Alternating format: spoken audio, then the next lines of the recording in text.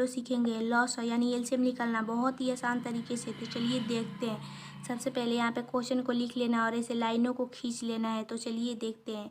यहाँ पे ऐसी छोटी से छोटी संख्या लेना है जो ये तीनों से कट जाए यानी तीनों में भाग लग जाए। तो चलिए यहाँ पे 2 ले लेते हैं क्योंकि 2 से ये तीनों कट जाएगा। तो 2 तो चलिए कटाते हैं। 2 चौके 8, 2 छंग 12, 2 8 16।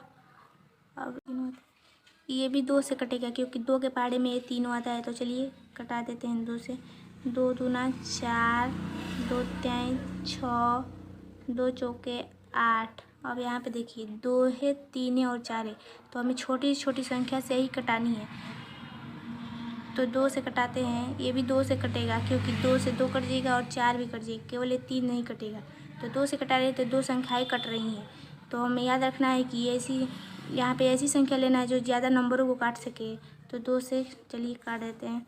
2 एकम 2, 2 से 3 नहीं कटेगा, 3 को वैसे ही लिख देंगे। 2 दूना 4। अब यहाँ पे देखिए 3 है, 1 है और 3 है और 2 है। 3 अपने पहाड़े में कटता है और 2 अपने पहाड़े में कटता है। तो पहले 2 को कटा देते हैं। यहाँ पे छोटा ही लेना है इसलिए यहाँ पे 1, 3 नहीं कटेगा 2 से, तो वैसे ही लिख देंगे। 2 एकम 2। अब 3 को कटाना है तो 3 ले लेते हैं। यहाँ पे 1, 3 एकम 3, यहाँ पे 1। जब तक 1 1 ना आए तब तक इसको कटाते ही रहना है। तो अब यहाँ पे एलसीएम निकालते हैं। एलसीएम बराबर यहाँ पे जितनी संख्याएं ली हैं इसको गुणा कर देना है।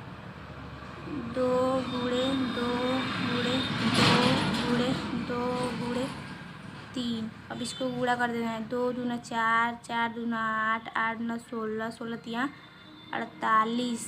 यही हमारा आंसर हुआ।